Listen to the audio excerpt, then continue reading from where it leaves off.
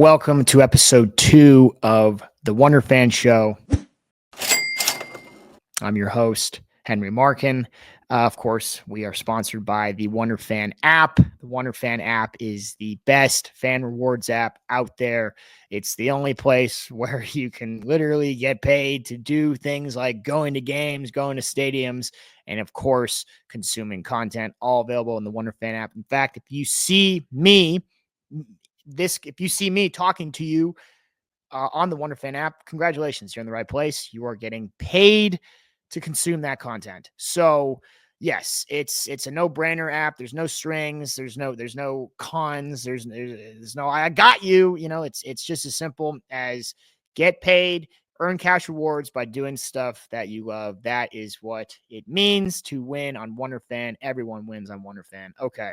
Before I get on with sports and sports comedy, I just want to say, I don't know, my condolences to everyone involved in the LA fires.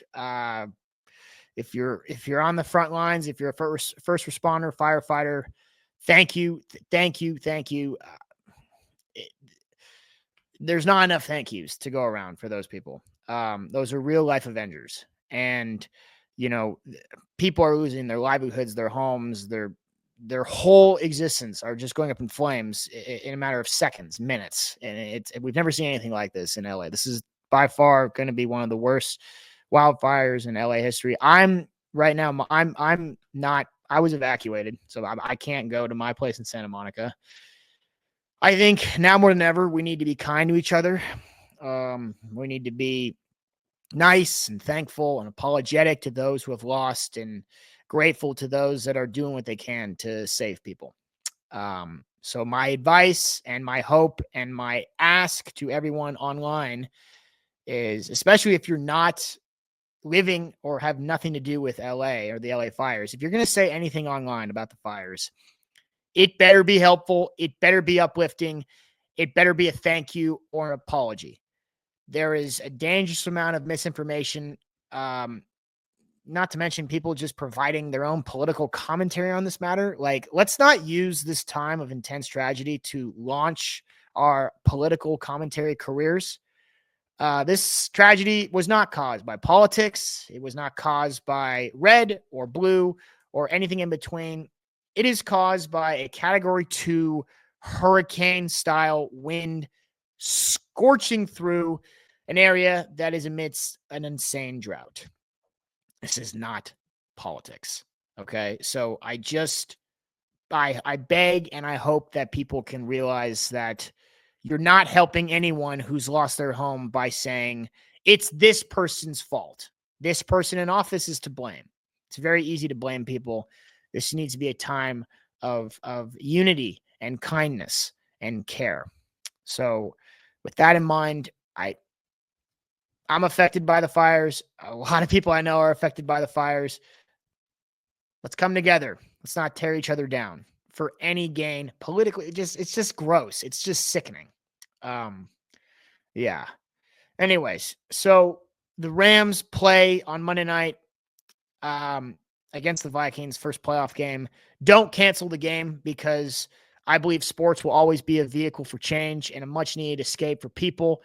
We've seen that throughout every sort of disaster or situation that sports has always been able to serve as a coping mechanism, as well as a movement to just provide a sense of escape, right? People need that. And I believe that holds true. But let's not make this any harder on the firefighters. Like, move the game. It does not need to be in LA. Move the game. This shouldn't be a question. Move it to Arizona. Move it to Vegas. I mean, football in Vegas is like the greatest thing ever to begin with. And all it would be doing now is making sure that there's not any more unnecessary traffic or road closures or clogs in an area that could very well go up in flames. Let's not make this any harder than it needs to be. This shouldn't be a debate. NFL is unsure where they're going to play. I know you have no control over this either. I'm just saying this should not be in question. Go somewhere else. It's got to be in Vegas or Arizona. It cannot be in LA. Okay. So let's talk NFL playoffs. First bit of news. I guess it doesn't even involve the playoffs. It involves the Bengals' absence from the playoffs is still news. And Travis Kelce has been very, very vocal about it. I made a joke earlier this week that Andy Reid sent Sean Payton a screenshot of their entire offense before they played each other, basically guaranteeing that the Bengals don't make the playoffs. I said it as a joke because that would be crazy if that happened. And then as I delivered the joke on the show, I had this aha moment where it was basically like, is it a joke? So I think it's a joke. I'm quite certain Andy Reid didn't just share the offense with Sean Payton, ensuring the Bengals get eliminated by the Broncos making it. But I'm a little not, I don't want to say convinced that the Chiefs totally have the Bengals in any playoff match. In fact, the fact that we're still talking about the Bengals not making the playoffs, this shouldn't be news Thursday. This is news Monday, Tuesday, maybe. But it is news because Travis Kelce is still harping about the fact that they wanted to play the Bengals. In fact, he said, we will beat them in a Walmart parking lot. The fact that we're still talking about this kind of cements the notion that maybe Kansas City really didn't want to play the Bengals. I mean, it's always the loudest guys at the bar that are the most insecure, in my experience, right? I mean, you see, like if you're out on the street and you're just enjoying a coffee or a dinner or just walking, and the most obnoxious, god-awful engine rev just tears down your street, those guys are usually, I'm talking about those engine revs where you're just like, really? The really loud ones, the awful ones, right? The louder the engine rev, in my experience, the louder the engine rev, the smaller the penis. That's just, I think that's just the fact. By the way, not to go on a tangent here, but has anyone ever been on a street, like a corner or on a walk, and you hear this most obnoxious bullshit loud engine rev it drives? Has anyone ever just been like, did you see that? That was cool.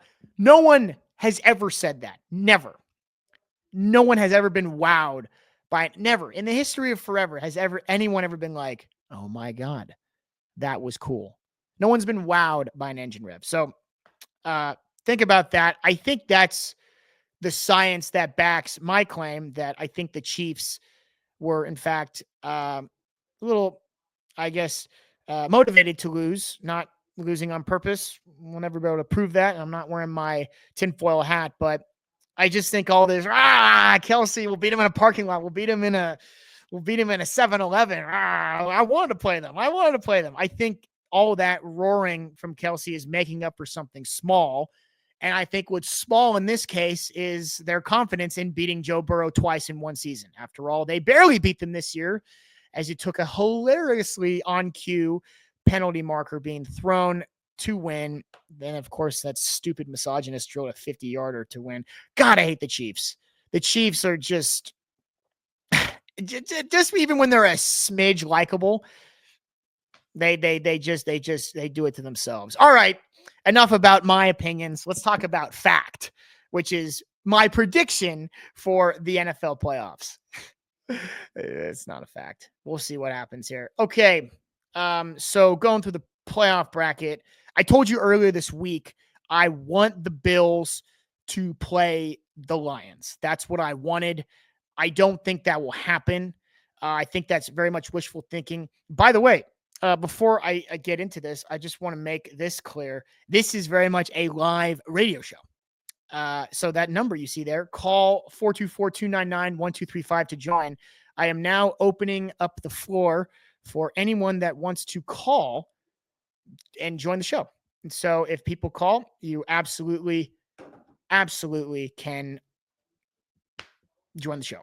I will answer the call and treat this very much like a radio show. So the phones are open. If you want to leave a voicemail, of course, you can. I have some voicemails loaded, and I'm excited to play them for you all. But here we go.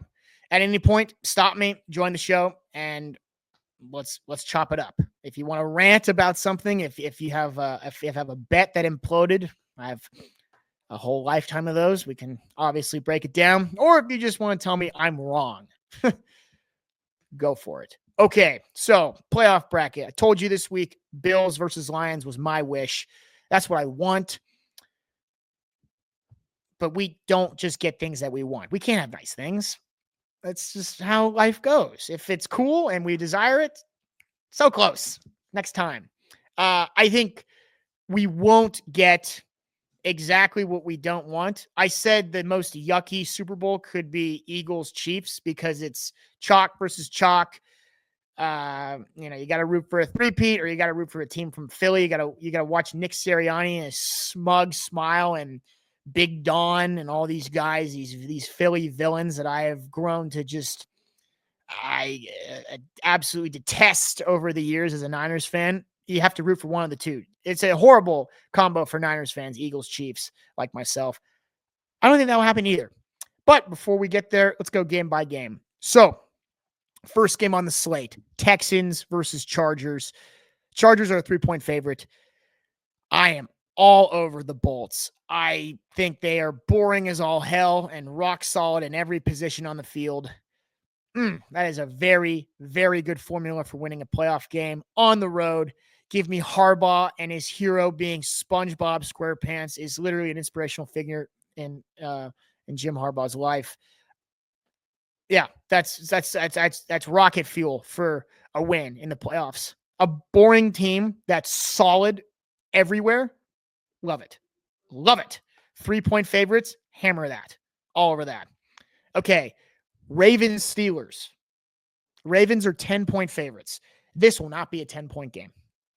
No way. This will be a rock fight in probably the most AFC North fashion ever. Ravens will win 16-10. That's my call. Mark it. Today's date, January 9th. It's Thursday. Game's on Saturday. When they win 16-10, you can come back here. There's no time travel machine. Well, it's broken.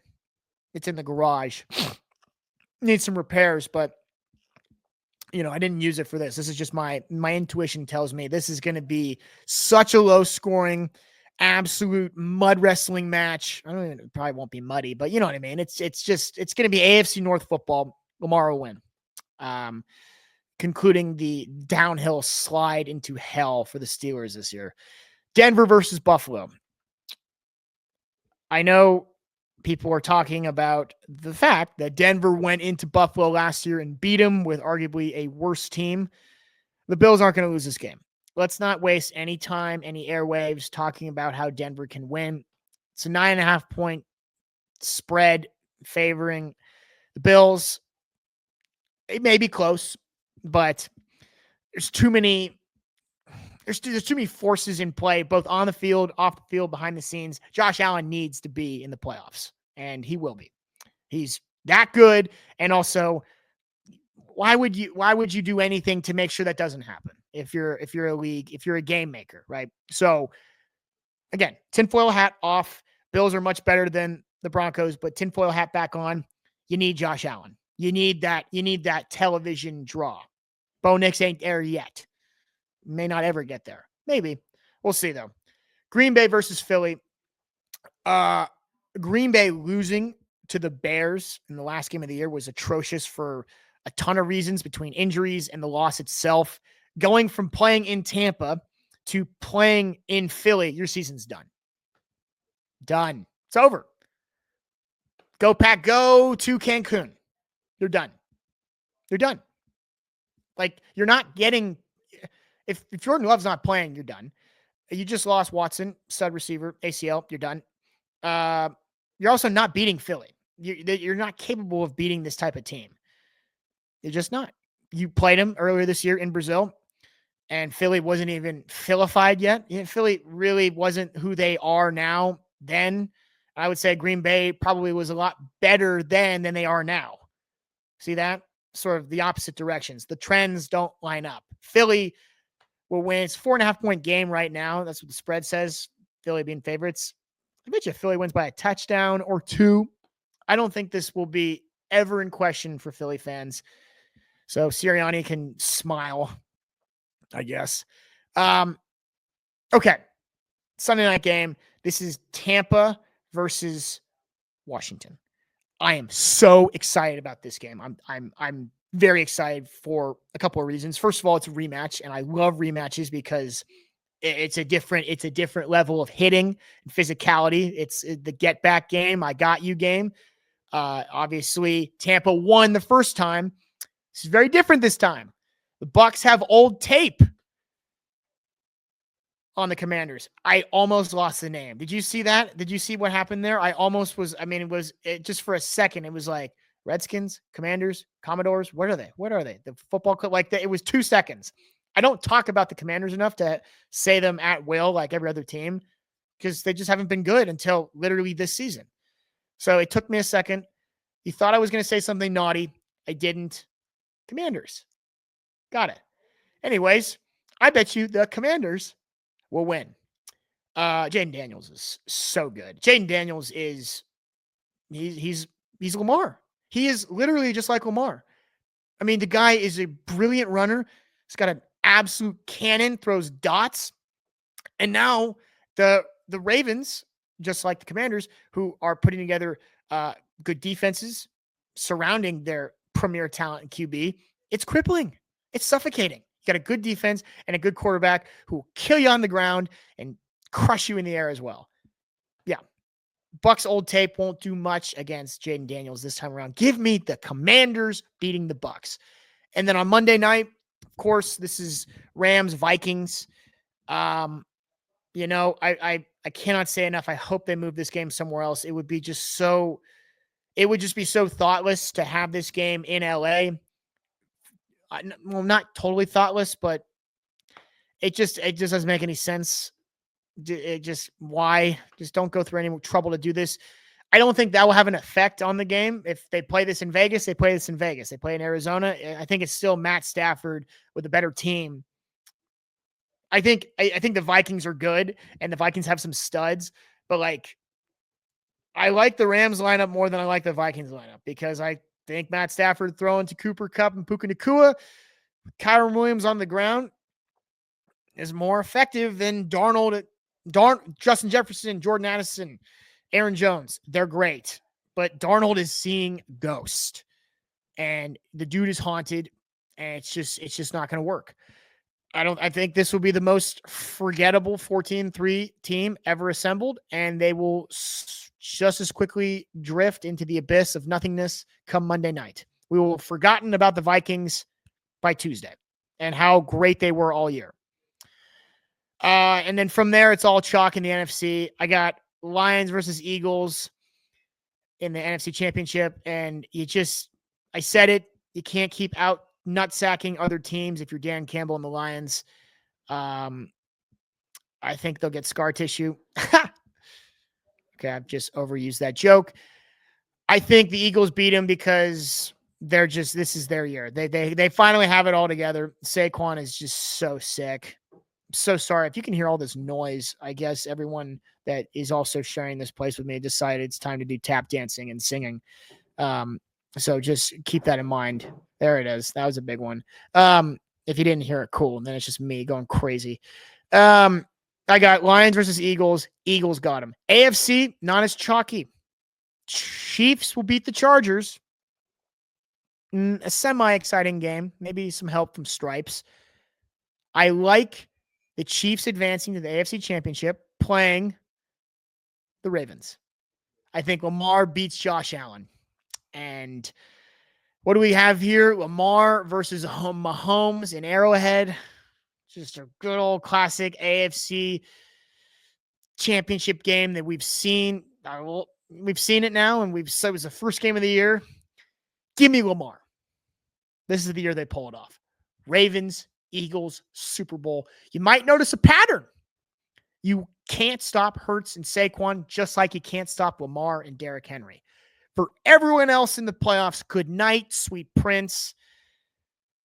It's the Eagles and the Ravens. That's my Super Bowl, and I'm not giving you a prediction now because one of those teams could be wounded by the time we get there, or more wounded, less wounded. But I like the Birds having a bird fight in a bird cage. They should, if that Super Bowl happens, they should officially name, because isn't the Super Bowl, where is it's in NOLA? Oh, I thought it was, that would have been cool if the Super Bowl featuring the Ravens versus the Eagles was in the Falcons Stadium. It's birds, birds, birds.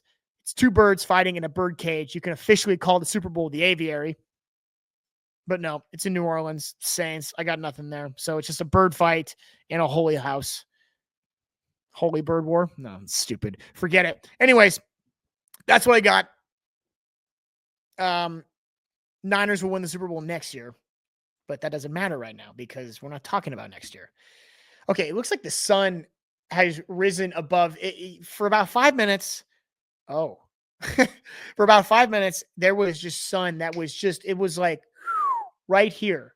And maybe you couldn't even see the Wunderfan logo. So maybe now have another ad read of Wunderfan. Wunderfan is the greatest app a sports fan can have. Yes. Here we go. I'm feeling it, feeling good. The Wunderfan app provides you an opportunity to win cash rewards just by going to a game.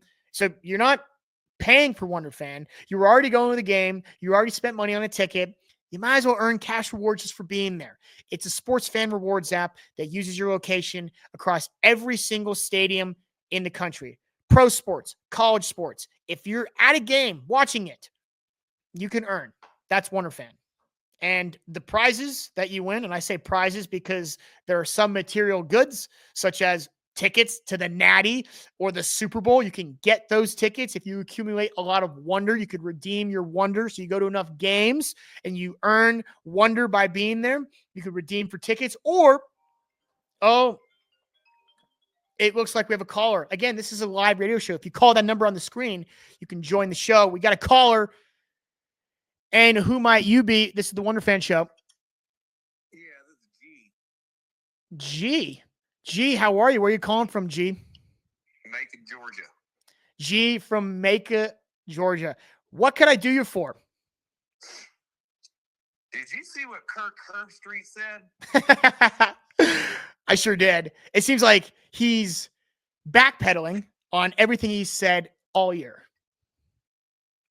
is my understanding. That guy needs to take his thin-ass skin and get the hell out of the South and move back up north. To come on and talk about how ESPN isn't in love with the SEC, and then he comes out and says, essentially, that we got the best programs and the biggest brands in the four right now in the semifinals. We don't want any Southern schools. And then he sits there and he disses Clemson where his own damn kid went. When he comes down here, whether it be Oxford or Athens or Auburn or Georgia for game day next year, I want everybody in the South booing his ass off the stage back up to fucking Columbus. There's a lot of energy and passion there, G from Georgia. This couldn't be perhaps because your team was zapped early and he perhaps had felt nothing about them. May I ask if you did go to a school or perhaps root for a school that did not make the college football playoff? Is that where this passion resides? Well, I might be from Georgia, but yes, I am a Gator. There it is. There it is. But that being said, we love where we're going right now with Lagway. And next year could be our year. Next year could be our year. And hell, I don't know with NIL, but we got a damn good basketball team. That you do. That you do. We have a great ambassador down in Florida who is just thrilled that they blew the doors off of Tennessee. And you know, things aren't terrible for you guys, for you Gators. But as far as Herbie goes, you know, I went to Indiana, so I don't feel yeah. So I don't feel the same. I guess I felt a little bit of pain earlier when he just continued to shovel us into the dirt all year and say we didn't deserve to be there. But now I realize we probably didn't deserve to be there. Yes. Indiana. All right. Gee, I'm going to let you go. We have a next caller, but I appreciate your concern towards Herbie. And perhaps Herbie is, in fact, just just licking the boots of ESPN. Maybe. But thank you for calling. As always, folks, you can call this number and join the show just like G. Just like G. He was nice. He was fun. A little bit of passion there. I will touch on college football now. Now that I've said my whole thing. Glad you brought that up. Great timing, because it's a perfect segue into college football. You know, Herb Street has said a lot of things past couple weeks. I think to just rip the guy to shreds for stuff that he says is part of the job. And if you're a sports commentator and you're used to just being sort of this presenter of football, and now you have an opinion because it's become so subjective. Like the 12-team playoff is literally a matter of opinion, and he has an opinion that was one thing, and now his opinion has changed. You may be subject to some scrutiny. I think the fact that he said you couldn't have bought a better Final Four might be a little egregious, considering that he does work for the network that is putting on the Final Four. But I think it still should be good football. Yeah. And by the way, I think Herb Street is the man. I think Herb Street is very, very awesome. And he's so good for college football. But, take your medicine. If you said something that's a little soft, wear it. All right, here we go. College football playoffs. So Notre Dame playing Penn State in Miami. And the reason why I faltered there a little bit is because there's a great story happening right now that involves not Notre Dame or Penn State, but some Ohio State fans who, in fact, misread the bracket, in quote. This is a true story. Penn State reporter Johnny McGonigal, this is of like 3 hours ago, said that some Ohio State fans were in the lobby. And he was sort of, what are you guys doing here? Of course, because Ohio State is playing in Dallas, right? Miami is the Orange Bowl host of the game that features Penn State, Notre Dame. Ohio State fans are there. And the reporter, Johnny McGonigal, was sort of like, what are you guys doing here? Your game is tomorrow in another state.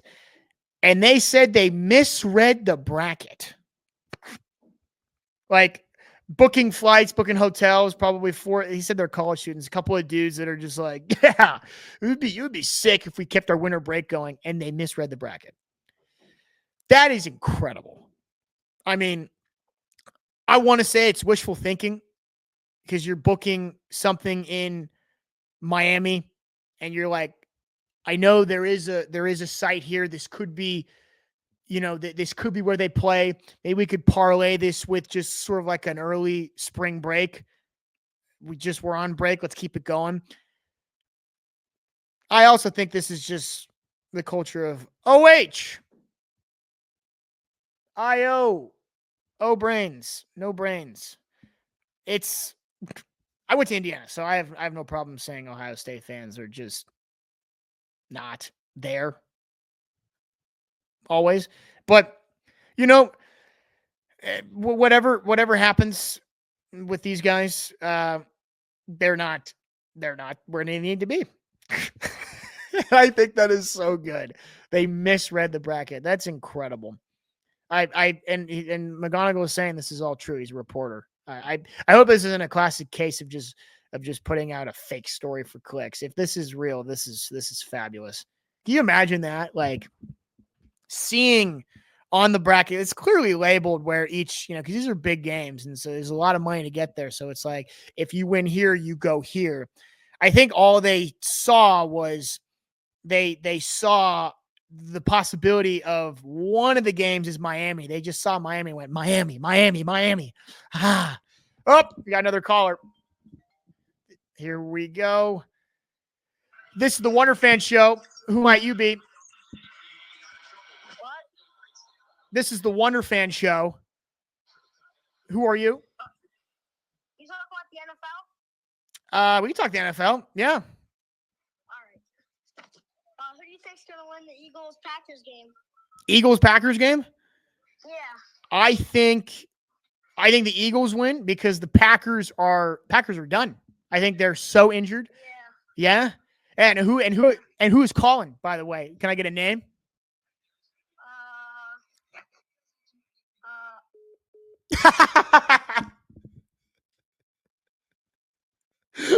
We lost him. The caller wanted to remain anonymous. There's a hot chance they'll call back or not. I thought the same thing about a lot of dates in high school. The second I asked for a name, that's usually what happened. Boop, boop, boop. You know, I think that person just wanted to talk ball, and shame on me. Shame on me for making this about me. I should have known. If you want to talk ball, that's the relationship. We don't need to know names. Shame on me. Should we try one more time? Oh, we have another call. Yes, hello. This is the Wunderfan show. Who am I speaking to? You're speaking to Jake from Oregon. Jake from Oregon. This is probably a tough time for most Oregonians, I imagine. Oh, absolutely it is. It's a really tough time. What do you want to talk about, Jake from Oregon? I actually want to divert all convo from speaking of Oregon football and ask you a question about the 49ers and what they should do this offseason. I mean, they have a lot of questions, what they do at quarterback, who should they retain, who should they let go.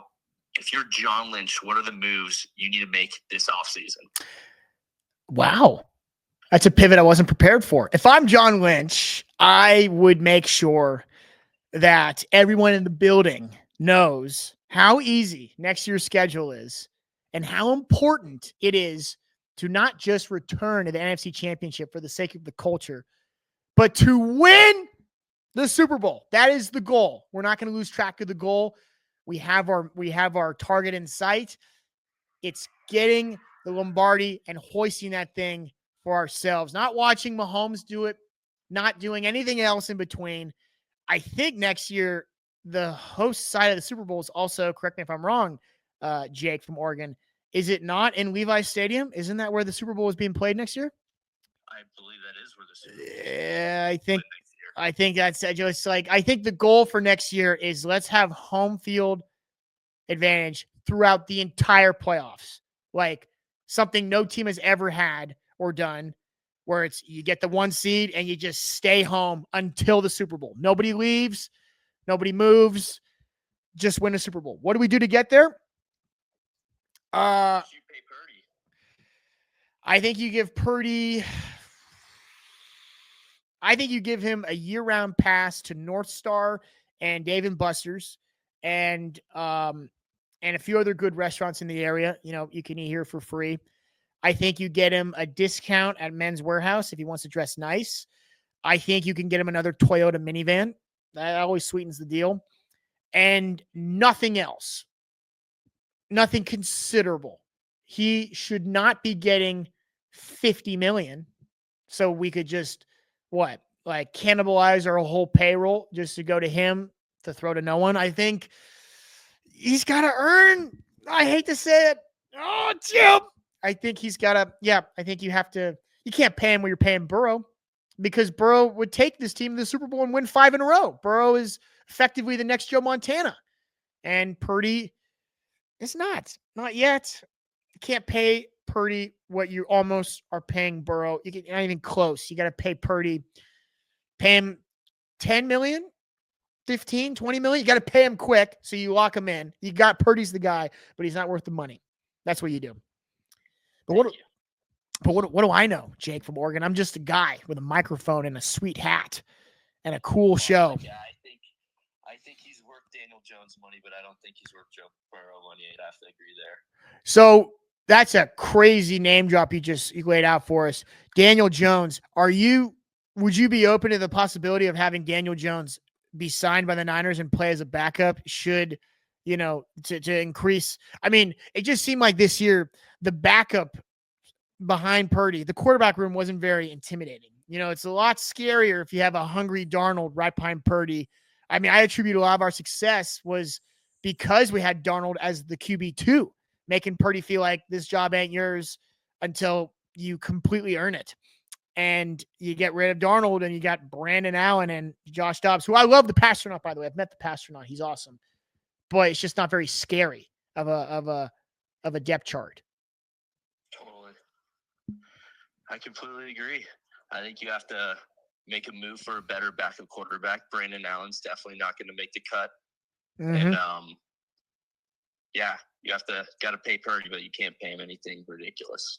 The team's too much money going around this team to pay him big numbers.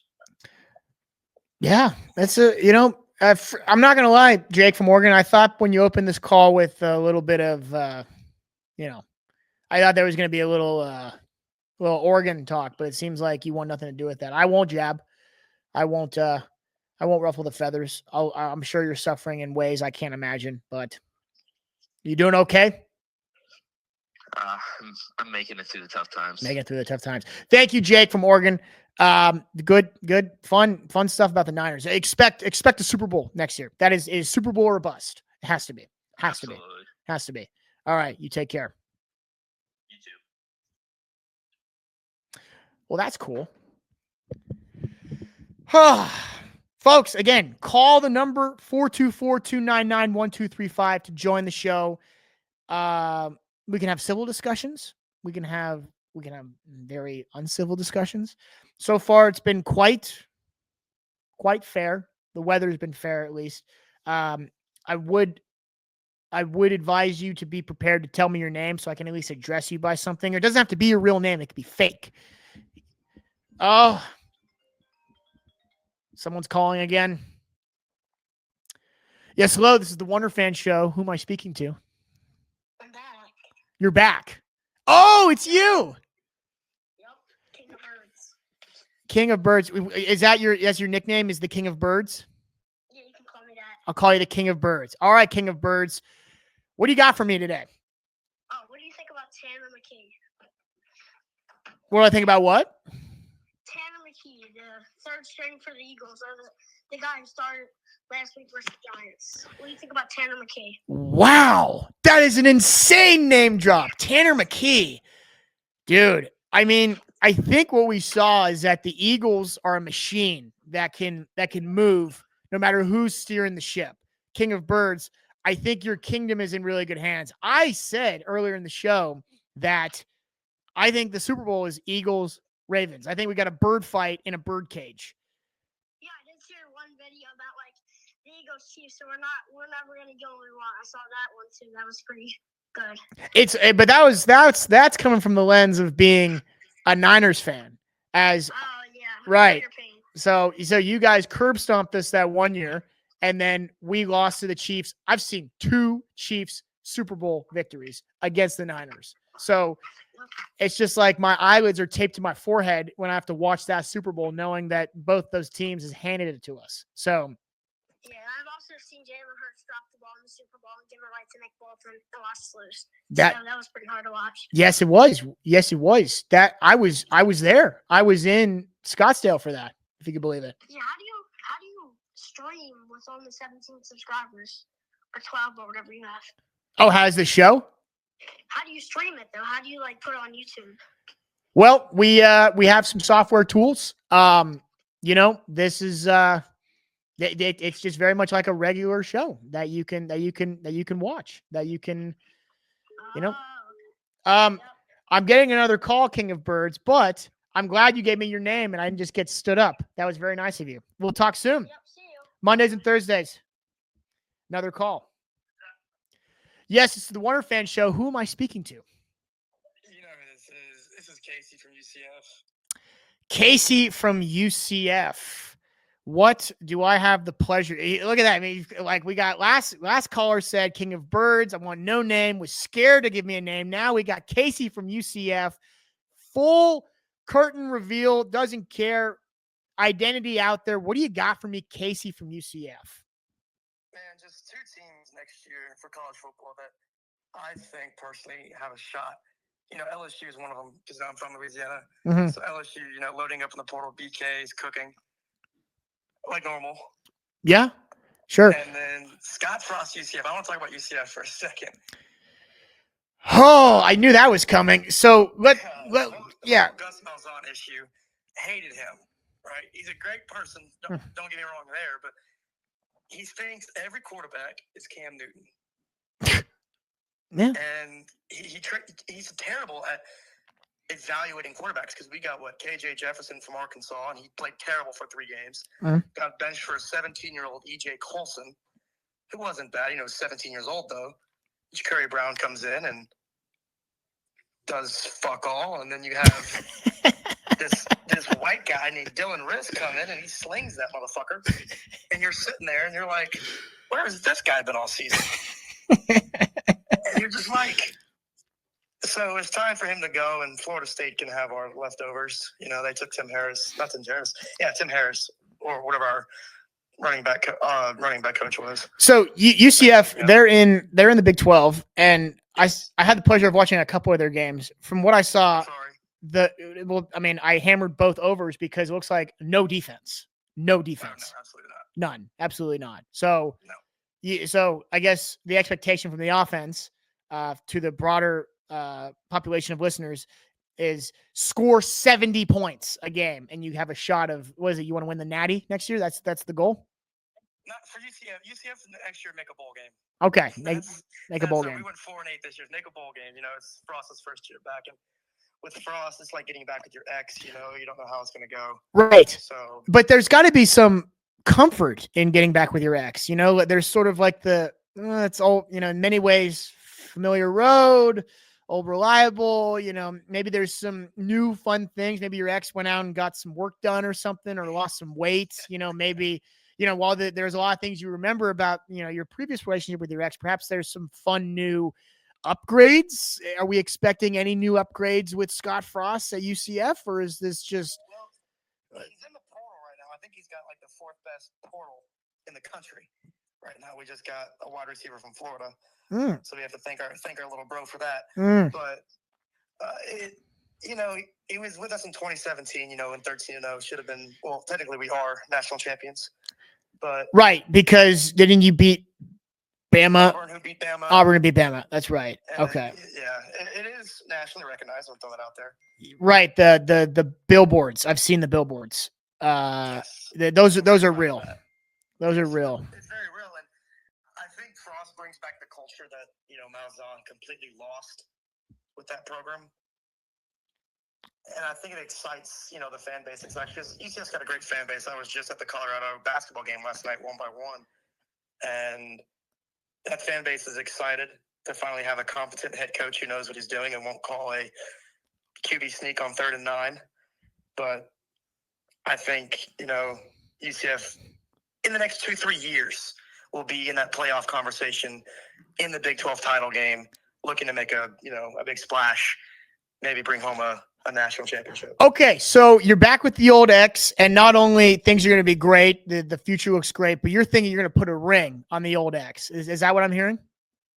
That's definitely possible. I can see that. Wow. Hallmark, get your clipboards, get your notepads. We got a movie idea for you. Go ahead. So it's just, yep. With Florida State, I think UCF, is going to be the premier program in Florida, because Florida State's terrible. Mike Norvell's doing a terrible job with that program, and I love to see it. Billy Napier is kind of figuring it out. Don't know what he's going to do. He's lost a lot of people at the portal. And then Cristobal, man, Miami just doesn't play no defense. They can't finish games. Losing to Georgia Tech on the road. Damn. They should have lost at home to Virginia Tech too. It was a catch. Well, don't get me started in the ACC officiating. I will say, maybe I wish it won't be such a frosty spring for you. I hope it's fabulous for you in Orlando. It's cold right now. It's actually freezing right now. So.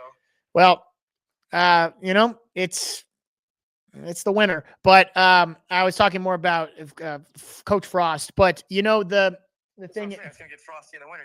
Yes. Take care, Casey from UCF. I appreciate it. I will let you, at least. I can't let you walk away until you talk about. You said you expect all things as usual with BK, and then you hinted at a possible BK as in Brian Kelly. Then you hinted, all things as usual. That's why we're going for a natty. There's nothing usual about Brian Kelly in a national championship. Absolutely nothing usual there. Like, that's not a 9-to-5 experience. A 9-to-5 experience with Brian Kelly is a crash out press conference after the game and someone else's fault why he can't land recruits at some of the best schools, most world-renowned schools in the country, specifically Notre Dame and LSU. So BK will be back as usual. What do you mean by that? I mean, the big narrative is BK can't coach big ball games, right? It's looking like more like a true story than any fictional narrative. But his first year at LSU with a completely depleted roster, he won the SEC West and went to the SEC title game. Before? And, got done a lot by Georgia. Right. Okay. But like that, but Georgia went on to win the national championship that Sure. year. And, I mean, arguably one of the best in the top 10, at least, of college football teams historically. Okay. Sure. Yeah. What Brian Kelly has done in the portal so far, getting Barry and Brown from Kentucky, getting the D linemen from Texas, and all these edge rushers from Florida, and all these people that are coming in, and he got Michael Van Buren, the quarterback from Mississippi State, who can be under. I mean, we can measure our swords and knives all we want, and just say, hey, this and that. Brian Kelly had Jaden Daniels and couldn't do jack shit with him. So that one you blame Matt House on because that defense was just absolutely atrocious. On that team with Jaden Daniels, you had Malik Neighbors, you had Brian Thomas, you had all these weapons. I know. And they couldn't move. Well, they had one of the best offenses in the SEC. It's just a waste. It was a waste is all I'm saying. I don't think anything's business as usual. I will never forgive Matt House for that because if he had a competent defense, it didn't have to be the greatest. It could be mediocre at best. They would have been in the playoffs. Matt, probably. And you just can't forgive Matt House for that. Probably. I think that falls on BK. Any final words for you, Casey, out of UCF? Look for Scott Frost to win a national championship in 3-4 years. Boom. Book it. Thank you. All right. You heard the man. I don't know if you can trust the man, but you heard him. Scott Frost won a national championship a couple of years out of UCF, and BK will be back. Business as usual. BK, have it no way. You suck. Not bad. Okay. I think now is a good time to wrap it up. Guys, thank you so much for joining us today. If you know anyone involved in the LA fires, whether a first responder or someone who is just there, be nice, be thankful, be apologetic. They need you. Be uplifting. Don't be harmful. That's all from me today, folks. Ciao.